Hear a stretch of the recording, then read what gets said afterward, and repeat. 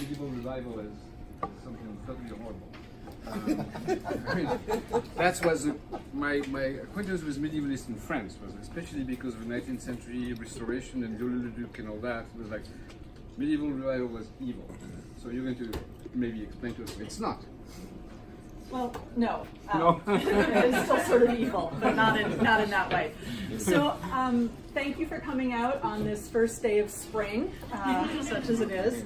And I want to share with you what I think may be an ethical problem in American architecture, namely the ways that we can reconcile the history and legacy of 19th and early 20th century neo-medieval architecture with the roles of these structures in contemporary society and the place of the Middle Ages in contemporary political conversations.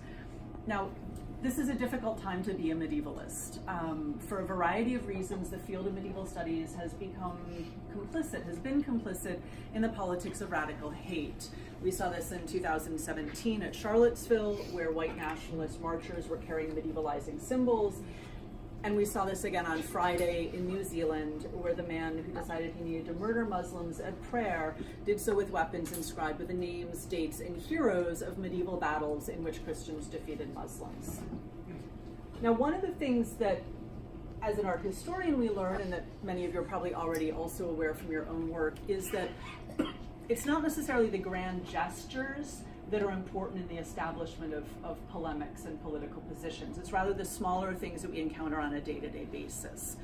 So Charlottesville began from an attempt to remove simply one of thousands of Confederate memorials that litter the US landscape. And what I want to talk to you about is actually something that's similarly deeply ingrained in the landscape of the United States, and that's the medievalizing architecture of our universities. Specifically, I'm going to propose that the architecture style known as Collegiate Gothic, of which Princeton University's campus is an excellent example, a style that really emerged in the early 20th century, is fundamentally a racist architectural style intended to promote the idea that it's white Anglo-Saxon Protestants, it's WASPs, who should rightfully dominate the United States. But I don't want to do this by looking directly at the campus. Instead, I'm going to look at Princeton from afar. We're going to go to Los Angeles, to the West Coast, and look at one of the really great medievalizing college campuses on that part of the continent, and that's the campus of the University of California at Los Angeles. I hope that all of you have a sense, at least, of what this Collegiate Gothic style looks like. You've been over to the campus. The man mostly responsible for that, his name is Ralph Adams Cram, and from 1907 to 1929, he was the consulting architect for the Princeton campus, so he's responsible for the master plan. And his name is important, so that's one thing I ask you just to keep in mind.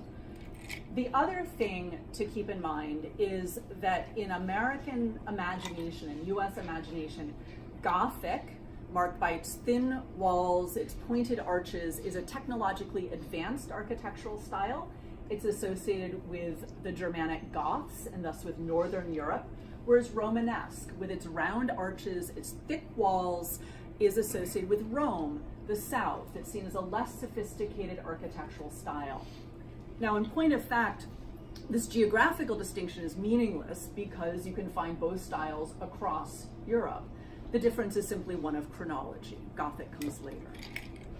So with those sort of premises out of the way, let's go to Los Angeles.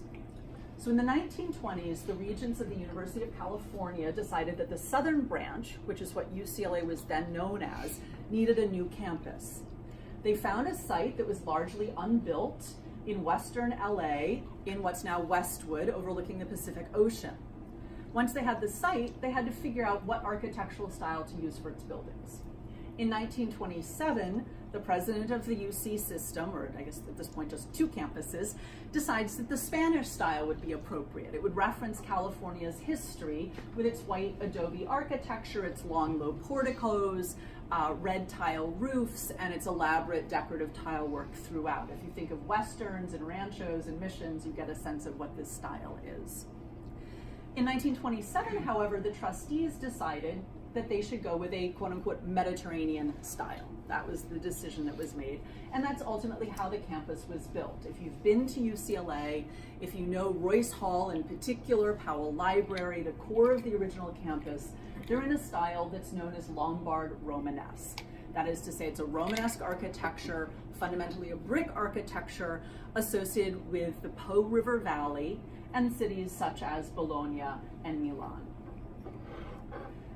Now, there's a logic inside of this that's actually potentially quite positive, right? It's a trope that California is the Italy of the United States.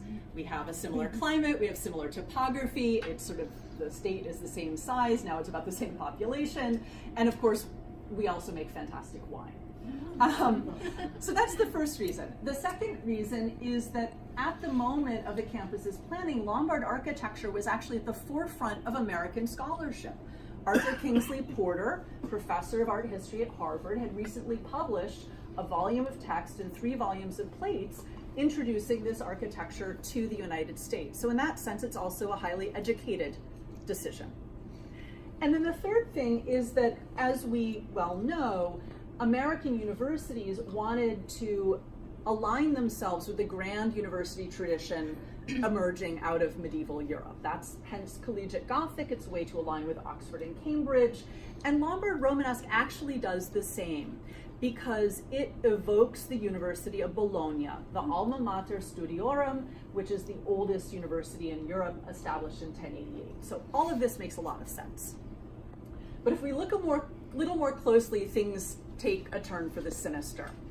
So first of all, the architecture of UCLA's campus, even though it's Lombard at its core, when you look at the detailing inside of Royce, inside of Powell Library in particular, you find wooden ceiling panels that are associated with Iberian traditions. You find wooden lattice work coming out of Islamic traditions. You find tiles that draw their patterns from Islamic silks. You find marble inlay connected to the Norman palaces in Sicily. And you find capitals that are like those in Hagia Sophia, a Byzantine monument in Constantinople. So this is not a pure architecture, it's a hybrid. It's a southern Mediterranean hybrid.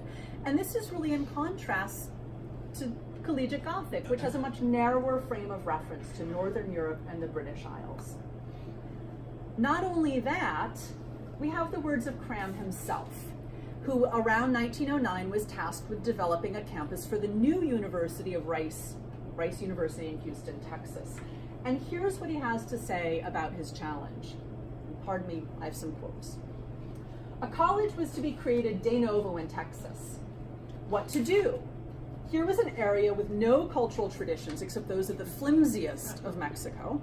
Racially, it was New England. And culturally, Middle West. What style could be used?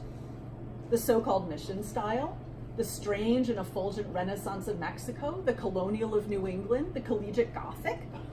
None seemed really possible because of affectation, inapplicability to climatic considerations, or just obvious impropriety.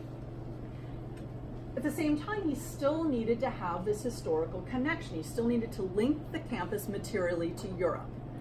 So he turns to medieval art, but not as he had done at Princeton.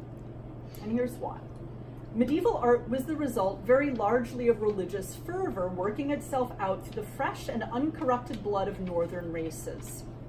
Now suppose that this great religious revival had operated not on rude though lusty barbarians from the north, but on the Latin races of Italy, Spain, and France. What would have been the result?